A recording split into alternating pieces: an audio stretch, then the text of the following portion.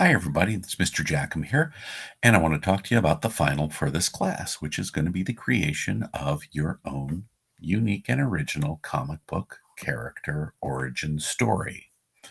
More details about that as we go through the following pages. So take a look. All right, so you will find this in your Google Classroom feed. This is the final for the class. During this unit, you're going to create your own comic hero.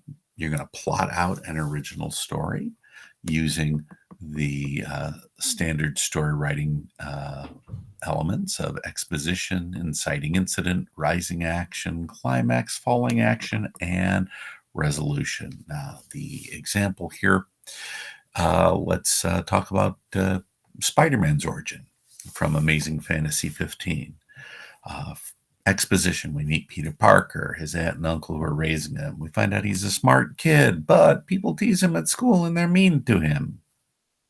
That's his life. And his life will continue that way until the inciting incident. This is the point in the story where the hero gains their power or starts down the road. Something causes them to go down the road on their heroic mission. So in Peter's case, he got bit by a radioactive spider. That's it. From there on, his story is radically different than the life it would have been. The rising action. Now, this is the longest part of any story. This is where the hero faces challenges, obstacles that they have to work through and get around in order to achieve their ultimate goal. So in Peter's case, he finds he has amazing powers. He plans to cash in by being a celebrity, makes a costume and web shooters, goes on TV. He wrestles for prize money. The fellow running the theater gyps him out of his much promised prize money. The theater is robbed. He lets the thief escape. Some other thief, as far as he knows, kills his uncle. And then Spider-Man hunts him down and battles him. All of this is the rising action. The story is getting more and more and more exciting until the climax. This is where the ultimate challenge is faced. And in this instance, he discovers that the killer was the thief from the theater. Irony. If he had only stopped that man then, his uncle would be alive. Falling action and resolution. This is usually the part where the rest of the story gets tied up, where the hero learns their lesson. Win or lose, they find themselves in a new normal. Peter realized that with great power comes great responsibility. Moral of the story. By choosing not to act, he lost someone he loved. He now needs to dedicate his life to helping people and not making fame and fortune for himself. And if you don't believe me, check out Amazing Fantasy 15 at the link on this page. If you recall from our guest speaker, Mark Waid, he says a story is basically this. Somebody wants something, something gets in their way, and win or lose, they either overcome their obstacle or don't. But either way, there's some ultimate consequence to their actions. Well, what consequence? That's for you to figure out. Reward, punishment. Think Spider-Man not stopping the thief in the theater. Ultimate consequence of his inaction, Uncle Ben dies. There is want, there is conflict, and there is resolution. Put that in, and you got a story.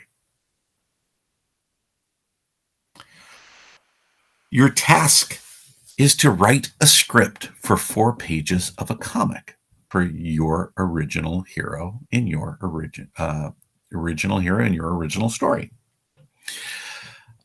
So 4 pages of a comic, 4 comic book pages. Now, these are going to need to be formatted correctly, as in the examples provided, which will be from the comic book Daredevil, Volume 3, Issue 1, shared with us again by Mark Waid. We'll show it to you in a second. As a writer here, you need to think visually. You're not just putting words in the characters' mouths. You are the director of your own private movie, and you're telling the camera exactly what you want to see. In this case, the camera is your artist. He's your partner in this. And you have to describe what happens so that they can see the story the way you have it planned. Use strong descriptive and specific language so the artist sees what you see. If you're including a specific place like the Statue of Liberty or Times Square, include links to references on the internet for your artists. You want them to see, and you're going to suggest how you want them to see it. More about that when we talk about the anatomy of a comic book page. It's almost like you're directing a movie, and you can control where the camera goes. So we have lots of resources for you. Use them. And remember, as in our example, the number of the pages of the script will most likely be higher than the number of the pages of a comic. If you have a lot going on a particular page, you're going to take more than a page of script to describe what is happening. So we'll look at that when we look at the example. Eventually, you will submit this by sharing. I'll show you share. Hit share. And you get a link. So copy your link. Boom. And it'll link to anybody with an Evergreen school address. You're going to copy that link and share it on a Google Doc by the end of Tuesday, January 26th. We'll be viewing these in class on the day of our final. Now, many of you have been asking about extra credit. Here you go. For those of you with an artistic bent or know who somebody who has artistic abilities, draw or have someone draw a cover for your comic. That's worth a little bit of extra credit because you've gone into a little bit of extra writing to describe how you want your cover to look. Now, if you want to go the whole 9 yards, draw your comic. Every page based on your script. So, of course, your script has to come first and get going. And, of course, if you're having somebody else do it, get that done soon because they're going to need time to create what they create. Now, some things to remember.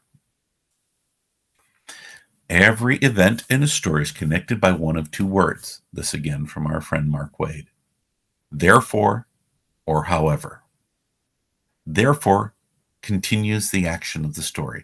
However detours it, causes the action to change direction.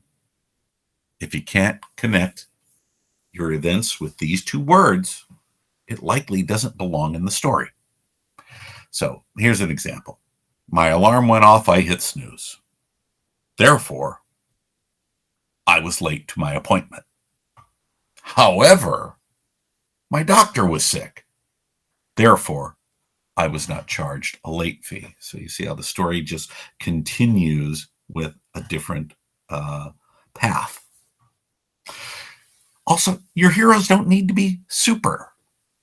A person doing the right thing at the right time can be a hero or certainly a protagonist of a story. And many comics don't have super heroic people in them. They just have people doing the right thing. Having trouble moving the story forward? Go back a little bit to where you felt the story really worked and then take it in a new direction.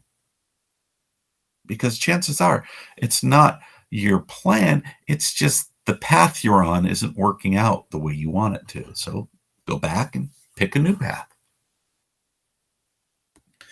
All right, so that is the final. Now, a couple things to share. Let's see. Qualities of an original story. Little resource for you here. Make sure you build a character that's a person. So make them memorable in various ways. Here's some qualities that various superheroes have. Humor, ethics, genius, uncontrollable urges, youthfulness, unpreparedness, or perhaps they're the anti-hero. They're doing heroic things in not necessarily a heroic fashion. They say Deadpool here, think Punisher. He's definitely an anti-hero. Create some kind of tragic event. This could contribute to the superpowers or be the reason for the superhero to fight crime. Bruce Wayne had his parents killed. He became Batman. Iron Man got injured, captured by terrorists. That forced him to become to develop the Iron Man suit. Every hero has a weakness. What's your hero's weakness? Superman, kryptonite. Iron Man, arrogance. Thor, well, sympathy for Loki. Plus, Thor is a little bit of a braggart. Green Lantern, well, depending on which era. Silver Age, it's the color yellow. Golden Age, it's the substance wood. So literally, a pencil could kill Golden Age Green Lantern, and if it was a yellow pencil, it could kill Silver Age Green Lantern too. They have to have a motive for doing what they do. There is a reason that pushes them. It could be from that tragic event, but maybe it's just to gift to the humanity, such as Superman and Wonder Woman, or for a payday like the Guardians of the Galaxy, or maybe solve past crimes like Spider-Man and the Flash. So have those in mind. Build a hero. Here's a small form for you to go through. Don't worry about the lines and the overlines. You can fix those. Come up with a name. Come up with superpowers. Any weaknesses they have. Do they have a sidekick? Maybe, or allies who know their identity. How were their superpowers discovered? Were they born with them? Did they come in at puberty? Were they bit by a radioactive weasel? We don't know. But fill in that and build your character. Now, here's an example of a script page from a comic book. In fact, this is a side-by-side comparison. Now, you'll notice that there is a header at the top of the page. Daredevil, Volume 3, Issue 1. This is his second draft. He's outlining, he's letting you know this is the script, and this is the master script, page 9. And author's name, Mark Waid. Now, you'll note here, check it out. It says page 7, revised. Well, it's page 7 of the comic, page 9 of the script. Why is it this way? Well, some of the pages, for instance, page 1, which we're going to take a look at, takes 2 pages to describe. Page 7 here just takes 1. So that's as simple as it is. You'll notice the only thing centered on the page is this header at the top that says page 7 revised.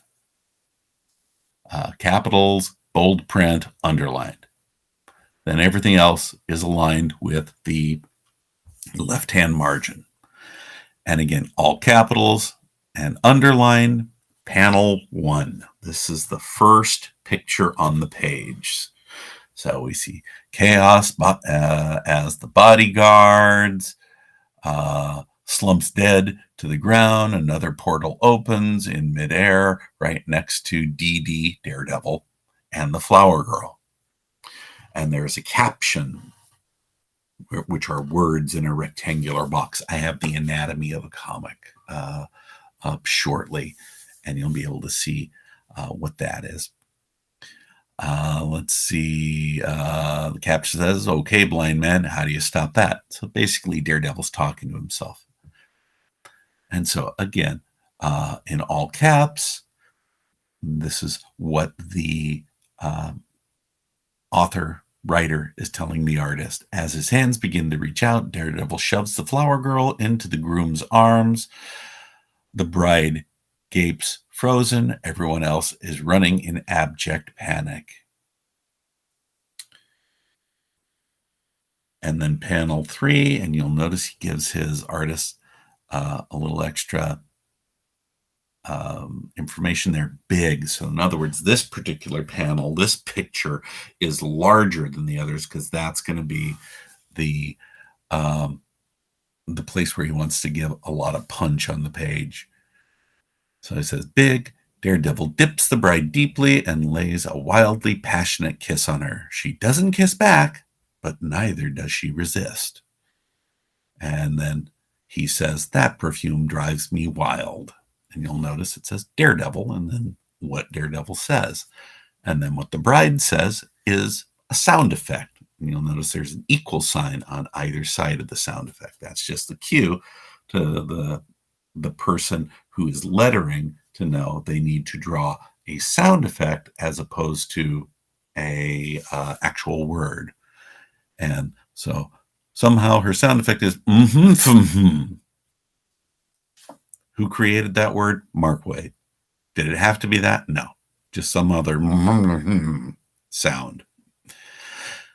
All right.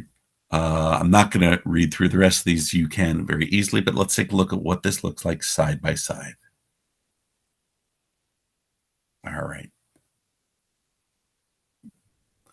So we see chaos, bodyguard falling, Daredevil with Flower Girl, and a black spot opening up a portal. The villain he's fighting here is called The Spot. Yeah, I know. Really?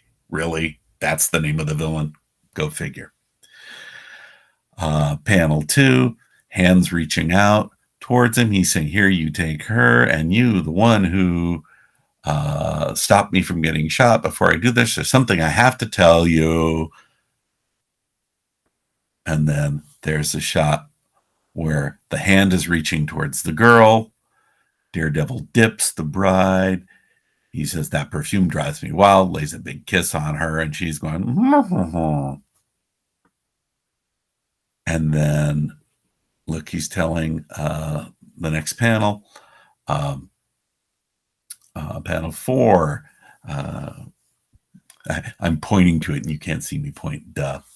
A tight shot on Daredevil's hand as he grabs the wrist. And then now he holds on to both of the arms. He starts to extract him from the portal. There are screams, as people say, and he's saying, I've got him, go. Come out of there, you. And he's pulling. Now you'll notice this particular caption says Daredevil burst, go.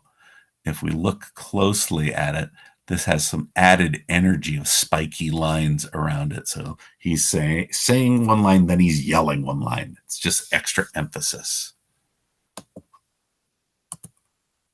All right. Here's another example. This is page 1 of the story. Don't worry, I'm going to give you the whole story and the whole script to look at later on. It has 3 panels on it. Now, this is also a communication to the artist. He's meeting this artist for the first time. And he says, if you have any questions about it, contact me.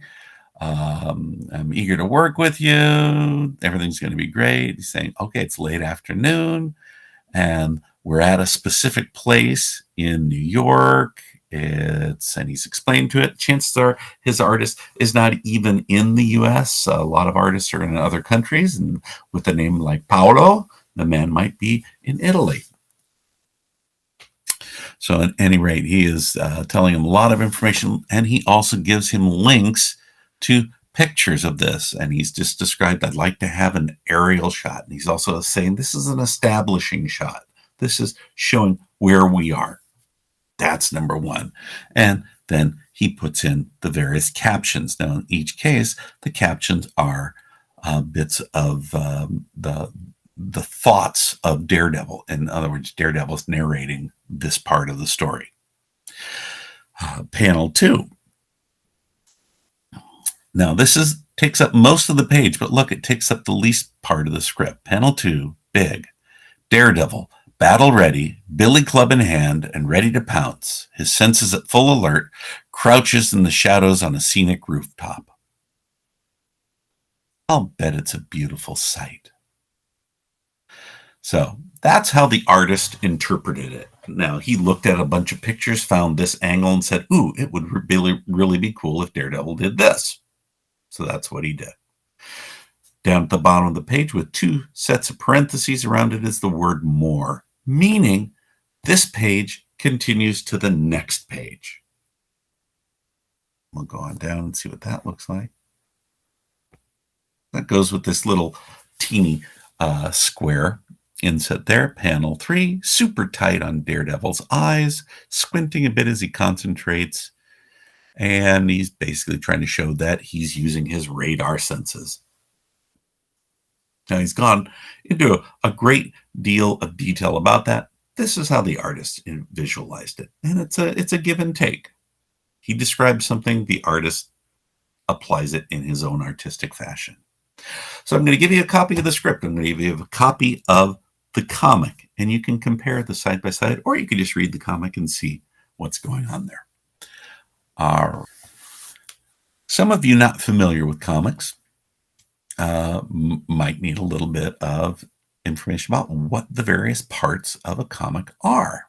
So that's why I gave you this little article called The Anatomy of a Comic.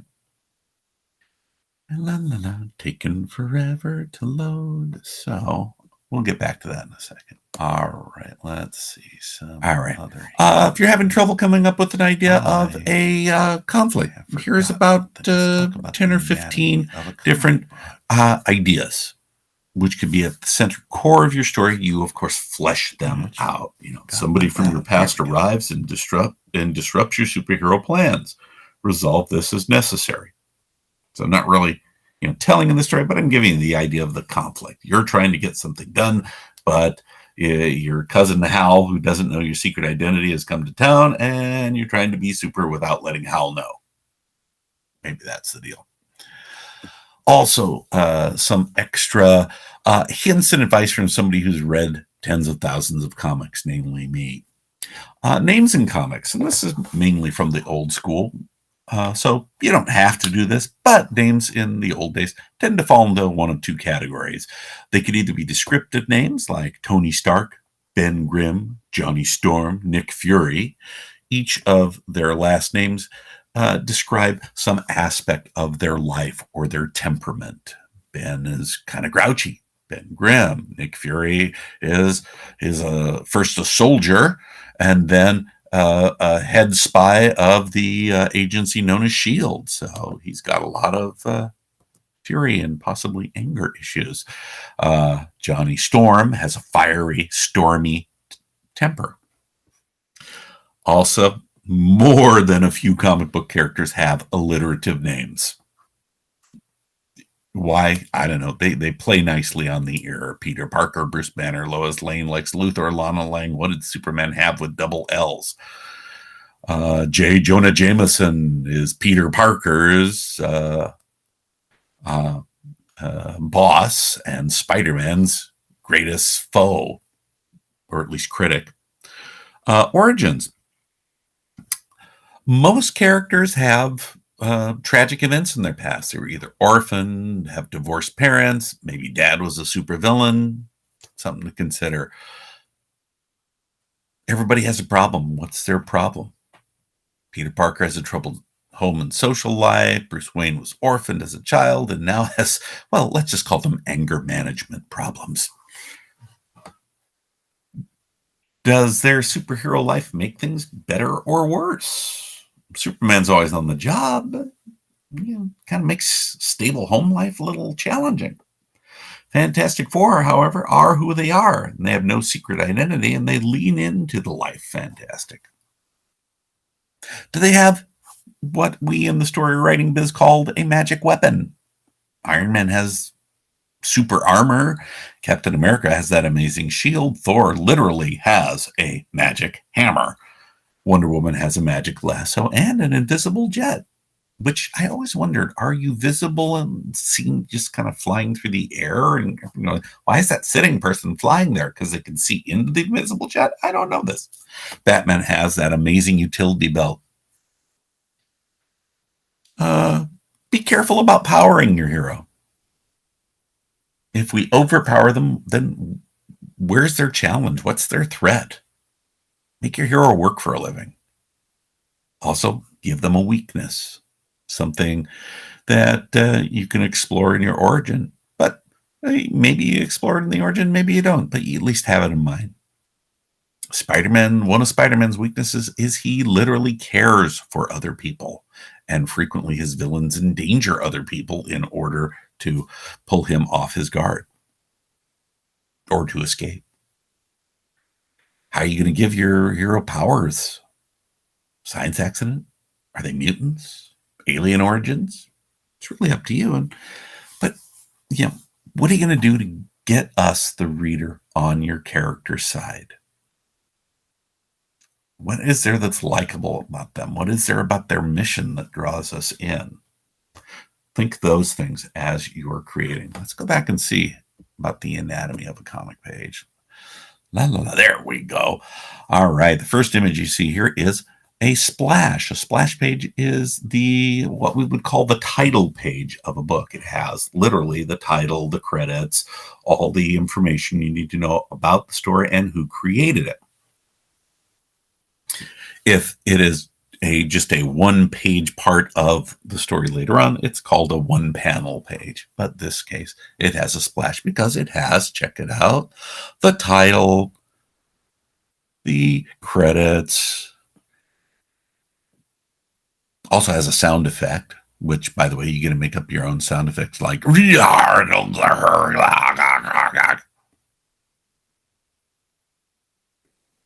roar. That, by the way, is an example of a single panel page. You can see that there, and you will get copies of this. Let's see. Now, typical pages of a comic look like this, and you can see 1, 2, 3, 4, 5 individual pictures. This would be a 5-panel page. You notice all that little teeny print down there under the bottom. That's the indicia. In other words, it indicates who owns this particular publication and how often it comes out. And it's all the legal stuff saying basically you can't steal this, et cetera, et cetera, et cetera. All right, so let's see. You'll notice in a lot of these pages, there are these areas of white between the panels. These are known as the gutters. Sometimes the gutters are perfect and defined and are never broken. Sometimes panels can overlap, such as in the picture on the bottom here, whereas one picture is literally on top of another. Sometimes characters may have a